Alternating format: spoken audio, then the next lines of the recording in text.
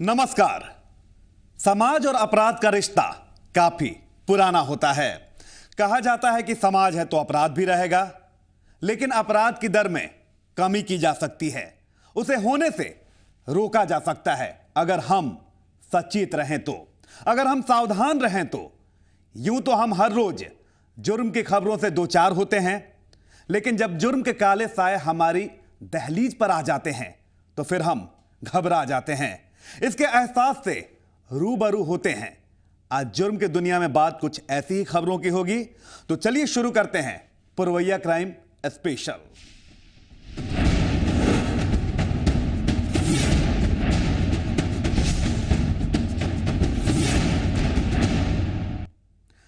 उस विधवा के दुख तो खत्म नहीं हुए, लेकिन वो विधवा खुद जरूर खत्म हो गई।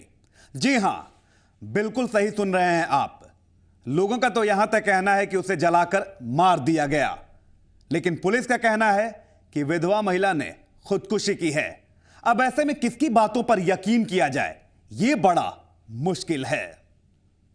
लोग उस टाइम में नहीं थे जिस टाइम आग लगाया था, तो हम लोग आए हैं, पता किए हैं, तो कोई बोलता है जो उसको आग लगा दिया गया है। वही 5 लोग बोल रहा है, कोई आदमी जो उसको आग लगा दिया गया। जब तक मैं पोस्टमार्टम होकर के आया तो फिर उस लाश को हम जलाए हैं। कोई शर्मा यहाँ आने के लिए भी तैयार नहीं था। उस गाड़ी पर से उतारा तो हम जो है सो वहाँ खड़ा होकर के उसका सास एक ठो दुखन शर्मा मिल करके जो है सो उतारा उस गाड़ी पर। जलाकर मार देने की बात समझ नहीं, जलाकर मार देने की बात एकदम असत्य है। उसमें स्वयं आप करते हैं। तो सुना आपने, अब किसे सच माने, एसपी साहब के बयान को या फिर इस गांव वाले के बयान को? किसकी बातों में सच्चाई है, हम इसकी भी पड़ताल करेंगे, मामले की तह तक जाएंगे। लेकिन उससे पहले हम आपको पूरा मामला समझा दें। दरअसल ये सुपौल जिले के पिपरा थाना इलाके का मामला है। इस इलाके के लालपुर गांव में एक महिला की जलकर मौत हो जाती है। यही मौत एक पहेली बन गई है। यह मौत आत्महत्या है या फिर हत्या, मुद्दा यहीं तक नहीं है, मुद्दा इससे कहीं बड़ा है। लेकिन उससे पहले एसपी साहब के बयान को जरा एक बार फिर से सुन लें, जो सीधे सीधे इस मौत को खुदकुशी बता रहे हैं। 35 वर्ष की विधवा महिला है, जिसका अवैध संबंध गांव के ही बगल के आस के ही 40-45 वर्ष के व्यक्ति के साथ हो गया था। और इसी क्रम में उस व्यक्ति ने इस वादा किया था कि मैं शादी करूंगा, लेकिन उसने शादी नहीं किया। इस बात गांव वालों को इस अवैध संबंध की जानकारी मिल गई, इसलिए लोक लज्जा के डर से उसने आत्महत्या की। मृतक महिला का नाम अनीता देवी था। लालपुर गांव में उसकी ससुराल थी। अपने ससुराल में ही विधवा अनीता देवी रहती थी, लेकिन उसकी बदकिस्मती अभी खत्म नहीं हुई थी। गांव वालों की माने तो अनीता देवी का अपने जेठ के साथ अवैध संबंध था, लेकिन ये संबंध ज्यादा दिनों तक छिप नहीं सका और एक दिन सच सामने आ गया। इसके बाद गांव में पंचायत बुलाई जाती है और फिर तय होता है जुर्माना। 21,000 रुपए लेकर आरोपियों को पंचायत छोड़ देती है, लेकिन दोनों के बीच संबंध बदस्तूर जारी रहे। यही बात पंचायत को नागवार गुजरी। नतीजतन फिर से पंचायत बुलाई जाती है। अब यहीं से इस कहानी में पेच फंसता है। पंचायत अनीता देवी से एक इकरारनामा लिखवाती है। इस इकरारनामे में लिखा होता है, मैं अनीता देवी, पति स्वर्गीय बुचाय शर्मा, ग्राम लालपुर, पोस्ट लालपुर, थाना पिपरा, जिला सुपौल, अपने होशो हवास में ये इकरार करती हूँ कि मेरे ऊपर कल यानी कि आने वाले समय में किसी प्रकार की घटना होगी तो मैं इसकी जिम्मेदार खुद होंगी। मेरे परिवार के अन्य सदस्य या समाज का कोई आदमी जिम्मेदार नहीं होगा। पुनः मैं अपने होशो हवास में इस इकरारनामे पत्र को पढ़कर समझकर मजलूम अपना निशान बना दिया है। अनीता देवी अनपढ़ थी। अब सवाल ये उठता है कि ये इकरारनामा लिखा किसने, और लिखा तो फिर इस इकरारनामे पर दाएं हाथ के अंगूठे का निशान किसने लिया। सवाल ये उठता है कि एसपी साहब ने इस इकरारनामे की जांच करवाई है या फिर बयान देने में जल्दबाजी की है। जलाकर मार देने की बात सामने आई। नहीं, जलाकर मार देने की बात एकदम असत्य है। उसने स्वयं आत्महत्या की। गांव के सरपंच इस बारे में बात तो करते हैं, लेकिन खुद की उपस्थिति से इनकार भी करते हैं। अगर अनीता देवी की जलाकर हत्या हुई है तो फिर सवाल यह उठता है कि पंचायत को यह हक किसने दिया? दोषी सिर्फ अनीता देवी कैसे हो गई? लेकिन लगता है कि एसपी साहब को इन सवालों से कोई लेना देना नहीं। हम पंचायत में कुछ नहीं सुनाया था, मेरे पास में सिर्फ आवेदन वो लिख के दिया था वो महिला। हम पंचायत में गए नहीं, हम चले गए पटना, हम बीमार हो गए, उसी रात में हम गाड़ी पकड़ ली पटना के लिए। तो उसमें पंचायत के द्वारा ये फैसला भी सुनाया गया था, 21,000 रुपये जुर्माना भी किया गया था। उसमें डुमरी के पंच उसका जाति के लोग जो थे, उनके शर्मा क्वालिटी जो जाति के लोग हैं, वो सब अपने में डुमरी वाला सब मिलजुल के उनसे पंचायत में वहाँ के सरपंच हुआ जो सब मिलके उसके साथ 21,000 रुपया उसको जुर्माना मालूम हुआ हमको पटना में। सब बात जुर्माना लगाया नहीं गया, जुर्माना लिया। क्या अनीता देवी की मौत का सच सामने आएगा या फिर वो खुदकुशी ही मान ली जाएगी? अभी ये कहना मुश्किल है, लेकिन इतना तो जरूर है कि इस मामले में पूरी तरह से जांच पड़ताल की जरूरत है ताकि छुपा सच सामने आ सके। मोहन प्रकाश, जी मीडिया, सुपौल। जुर्म की दुनिया में अब खबर बगहा से है, जहां दबंगों ने एक अपाहिज को भी नहीं छोड़ा। दबंगों का कहर अपाहिज युवक पर ऐसा टूटा कि अब वो इलाज के लिए मुहताज हो चुका है। वो इंसाफ की गुहार लगा रहा है, लेकिन लगता है कि यहां इंसाफ इतनी आसानी से नहीं मिलता, लिहाजा लोग सड़कों पर उतर आए।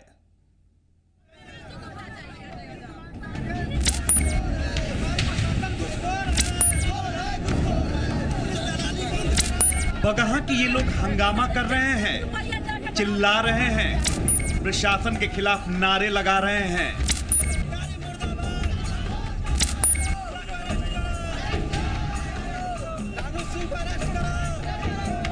लोगों की माने तो यह हंगामा एक दबंग की दबंगई के विरोध में किया जा रहा है। दबंगई का आरोप ऐसा कि उससे इंसानियत भी शर्मसार हो जाए। दरअसल लोगों का आरोप है कि दबंगों का कहर एक विकलांग युवक पर टूटा है। उन दबंगों को जरा भी दया नहीं आई। दबंगों का शिकार युवक जन्मजात विकलांग है। एक तो उसके साथ कुदरत ने नाइंसाफी की, तो यहाँ उसे दबंगों की दबंगई झेलनी पड़ रही है। पीड़ित युवक के साथ दबंगों ने मारपीट की और उसे गाड़ी से कुचलने की कोशिश भी की। अब पीड़ित युवक दर्द से कराह रहा है और इंसाफ की गुहार लगा रहा है। हमारा नाम विनय कुमार है। मैं पैर से विकलांग हूँ। मैं दूध दे करके आ रहा था रास्ते में, राजू गुप्ता ने स्कॉर्पियो गाड़ी के सामने मेरा डंडा छीन करके आके फेंक दिया। जान से मारने का प्रयास किया है। इस पर पुलिस कोई कार्रवाई नहीं कर रही है? कोई कार्रवाई नहीं कर रही, ना पुलिस कर रही, ना एसडीएम, ना विधायक, ना सांसद, कोई कुछ नहीं कर रहा लोग। अब आपको पूरा मामला भी बताते हैं। दरअसल बगहा कोर्ट परिसर में दो गुटों में भिड़ंत हुई थी। इसमें लाठी डंडों से वार भी किया गया था। इसी झड़प में पीड़ित विनय को चोट लगी है। विनय का आरोप है कि उसकी बैसाखी को भी छीन लिया गया। इतना ही नहीं, उसे स्कॉर्पियो गाड़ी से कुचलने की कोशिश भी की गई। इन सबके दौरान उसकी जान तो बच गई, लेकिन विनय गंभीर रूप से घायल हो गया और अब उसे इलाज की सख्त जरूरत है, लेकिन उसे कोई मदद नहीं मिल पा रही। गरीब परिजन खुद चंदा इकट्ठा करके विनय का इलाज करवा रहे हैं। परिजन पुलिस प्रशासन पर भी आरोप लगा रहे हैं। अभी तक किसी भी आरोपी की गिरफ्तारी भी नहीं हो सकी है, जबकि आरोपियों का कहना है कि झड़प के दौरान विनय को अनजाने में चोट लग गई।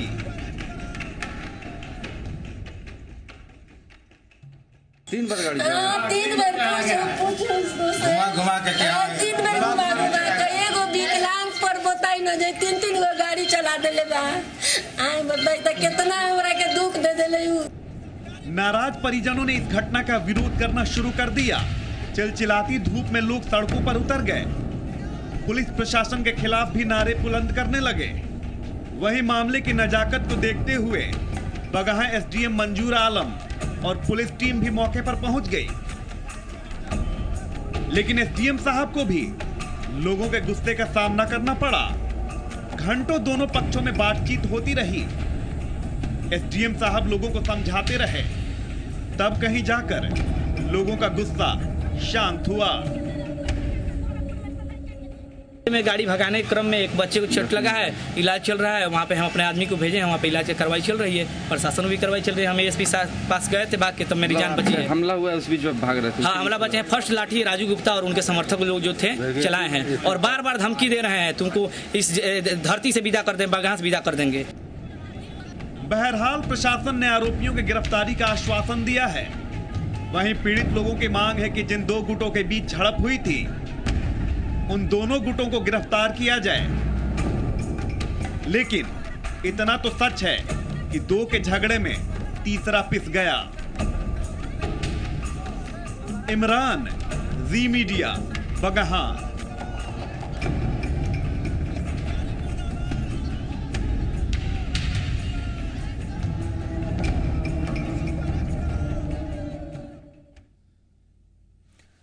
नक्सलियों ने कहां मचाया उत्पात, दिखाएंगे ये, लेकिन एक छोटे से ब्रेक के बाद।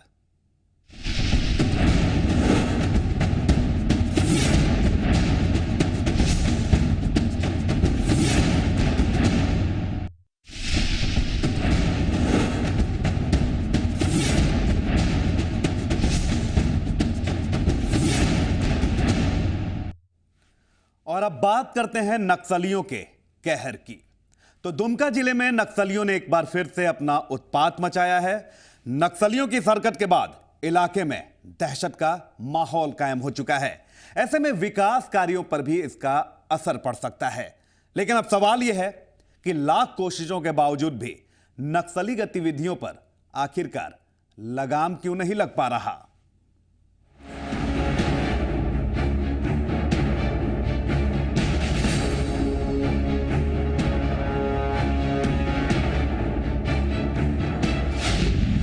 जारी है लाल आतंक का कहर। लाख कोशिशों के बावजूद नहीं थम रहे वारदात। नक्सलियों के खौफ के साए में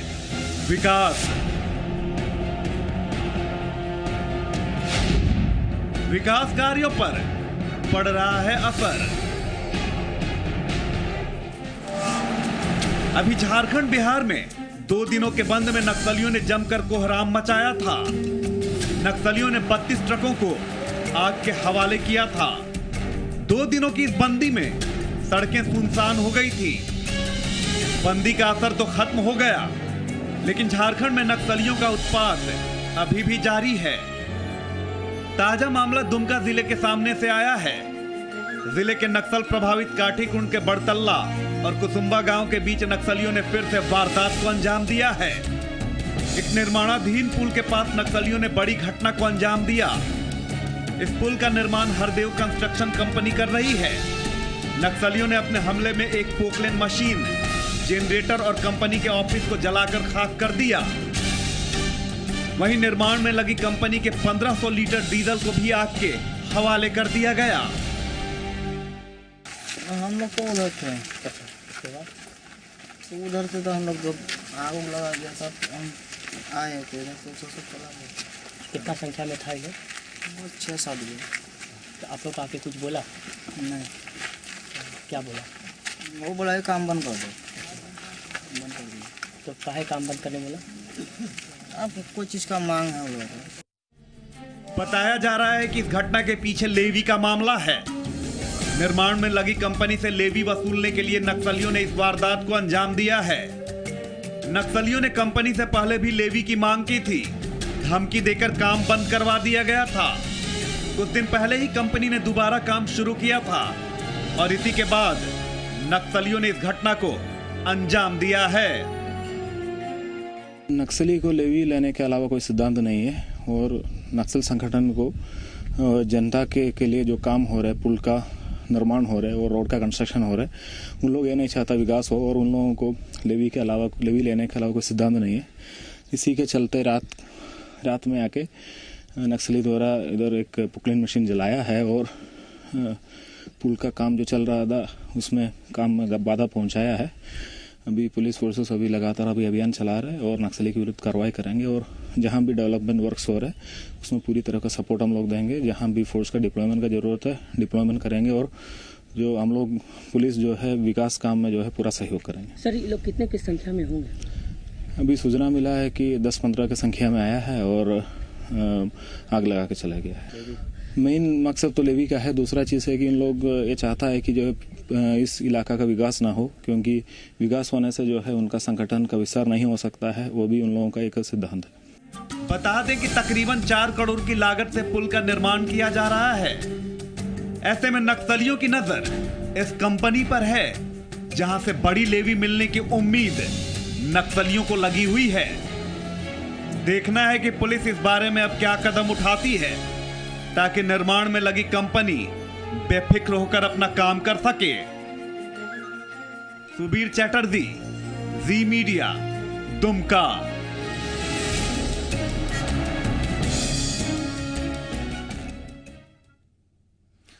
उधर दुमका में नक्सलियों ने जमकर अपना उत्पात मचाया तो इधर लातेहार में भी उग्रवादियों का कहर जारी है।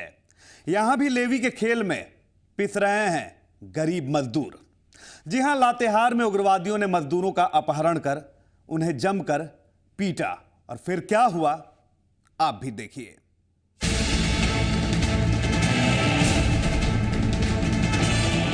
झारखंड में जारी है लेवी का खेल। उग्रवादी संगठन लेते हैं निर्माण कार्यों में लेवी। लेवी नहीं देने पर उग्रवादियों ने की मारपीट। अपहरण कर मजदूरों से हुई मारपीट। दहशत के साए में काम करते हैं मजदूर। झारखंड में नक्सलियों के अलावा कई उग्रवादी संगठन खड़े हो गए हैं। ये उग्रवादी संगठन राज्य में विकास कामों में लगी कंपनियों से लेवी वसूला करती हैं और नहीं देने पर उग्रवादी संगठन हिंसा से भी बाज नहीं आते।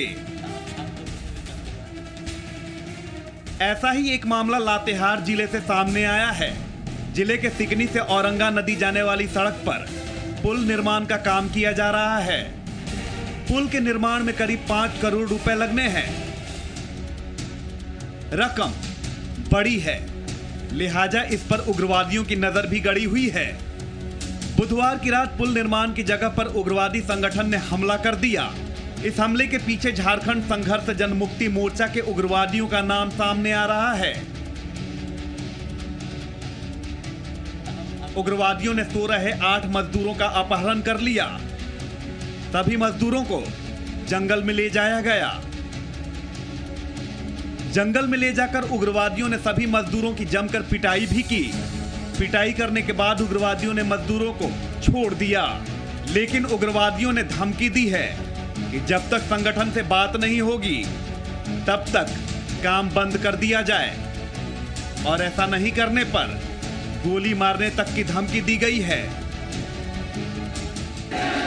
5 संख्या वर्दी है और उठा के हमको ले गया। 7-8 आदमी के लेके चला गया। जंगल में ले जाकर मारपीट करके छोड़ दिया। अब काम बंद करने के लिए धमकी दिया कि अब साइड पर मत रहा, अगले वर्ष देखा जाएगा तो गोली मारने के लिए धमकी दी। किस पार्टी के थे वो? संघर्ष में विकास जी का नाम ले लिए थे कि विकास जी हम कहते हैं। आप लोग के पास से कुछ ले गया? मोबाइल ले गया। कितने मोबाइल ले गए? 4 मोबाइल। घटना के बाद मजदूर दहशत में हैं। मजदूरों ने इस घटना की जानकारी लातेहार थाना को दी। सभी घायल मजदूरों का इलाज सदर अस्पताल में कराया गया और पुलिस मामले की जांच में जुट चुकी है। देखिए, मामला पुलिस के पास आया है। इसमें बीती रात 12-1 बजे के बीच में 4-5 उग्रवादी आए थे और वहां कार्यरत मुंशी और अन्य मजदूरों के साथ में मारपीट की गई है। इसके अलावा अन्य कोई विशेष जानकारी नहीं। किस तरह से कार्रवाई की जाएगी? उन लोगों का आइडेंटिफाई कर लिया गया है। अब पुलिस उन लोगों को धरपकड़ करेगी। अब भले ही पुलिस हरकत में आ जाए, लेकिन जिन मजदूरों को उग्रवादियों ने पीटा है उनके चेहरे पर दहशत साफ देखी जा सकती है। उग्रवादियों की इस हरकत के बाद विकास कामों की रफ्तार पर असर पड़ सकता है। लिहाजा ऐसे प्रबंध किए जाने जरूरी हैं कि विकास के काम ना रुक सकें। संजीव गिरी, जी मीडिया, लातेहार। यहां रुकते हैं एक और छोटे से ब्रेक के लिए, लेकिन जब वापस होंगे तो दिखाएंगे कि क्या है बेल का खेल।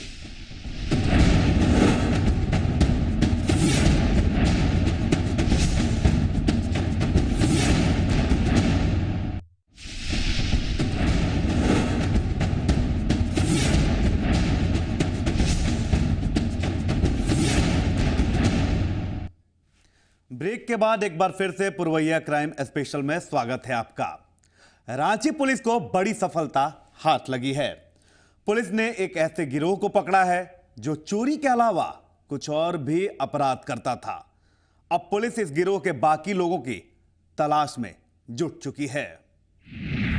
जमानत कराने में होती थी हेरा फेरी, फर्जी तरीके से बेल कराने का गिरोह। पुलिस ने किया बड़ा खुलासा, फर्जी कागजात के साथ कई लोग हुए गिरफ्तार। ये वोटर आई कार्ड और कई दस्तावेज पुलिस ने बरामद किए हैं। इन दस्तावेजों का इस्तेमाल फर्जीवाड़े में किया जाता था। अब आप सोच रहे होंगे कि आखिर किस फर्जीवाड़े में, तो वो भी हम आपको बताएंगे। रांची पुलिस ने इस गिरोह को पकड़कर एक बड़ी सफलता हासिल की है। पुलिस ने जिस गिरोह को पकड़ा है वो गिरोह न केवल चोरी करता था बल्कि फर्जी बेल कराने के धंधे में भी शामिल था। पुलिस ने इस मामले में 6 लोगों को गिरफ्तार किया है। गिरफ्तार अपराधी फर्जी तरीके से लोगों को बेल दिलवाने का काम किया करते थे। आपको बता दें कि इस गिरोह के सरगना का नाम प्रदीप प्रामाणिक है। जो है 6 लोगों की गिरफ्तारी हुई है। इसमें था कि गुप्त सूचना के आधार पर, वरीय पुलिस पदाधिकारियों की गुप्त सूचना के आधार पर डीएसपी सिटी के नेतृत्व में एक टीम का गठन किया गया, जिसमें जो है पता चल रहा था कि यहाँ पे काफ़ी सारी चोरी की गाड़ियाँ जो है, बाइक्स वगैरह हैं। तो इसी इंफॉर्मेशन के आधार पर छापामारी की गई। तो काटाटोली पान दुकान के पास जो है इन लोगों को पकड़ा गया और इनके पास से कुछ बाइक्स भी बरामद हुए हैं और कुछ पेपर्स और लाइसेंसेस बरामद। एक्चुअली एक आदमी जो पकड़ाया है प्रदीप प्रामाणिक, ये एक फेक बेलर के हिसाब से काम करता है। पुलिस ने इस गिरोह के पास से कई फर्जी कागजात भी बरामद किए हैं। जाली ड्राइविंग लाइसेंस, जाली ओनर बुक के साथ ही पुलिस ने चोरी की गाड़ियां भी बरामद की हैं। पुलिस की माने तो इस गिरोह में कई लोग अभी भी फरार हैं और पुलिस उनकी गिरफ्तारी के लिए कोशिश कर रही है। वहीं पुलिस ये भी जांच में जुटी है कि आखिर इस गिरोह ने कितने लोगों को फर्जी तरीके से बेल दिलवाया था। ये कुछ कागज जो ये जमीन के पेपर आप देख रहे हैं, ये एक्चुअली एक आदमी जो पकड़ाया है प्रदीप प्रामाणिक, ये एक फेक बेलर के हिसाब से काम करता है। वो बता रहा है कि 10 से 12 लोगों का ये बेल इसी गारंटी से वो करवाया है, ये पता चला है। पेपर जांच अभी हम लोग का प्रारंभिक जो जांच है, इसमें ये पता चला कि ये करवाता है, तो अब हम पेपर का जांच जो है करवाएंगे आगे। इस गिरोह की गिरफ्तारी पुलिस के लिए एक बड़ी सफलता मानी जा रही है। अब पुलिस जांच के बाद ये पता चल पाएगा कि फर्जी तरीके से कोर्ट को गुमराह कर बेल लेने वाले आखिरकार वो कौन लोग हैं। इतना ही नहीं, इस गिरोह के बाकी लोगों की गिरफ्तारी भी जल्द जरूरी है ताकि ऐसी घटनाओं पर रोक लग सके। सन्नी शारद, जी मीडिया, रांची। और इसी के साथ जुर्म की दुनिया की खबरों में आज बस इतना ही।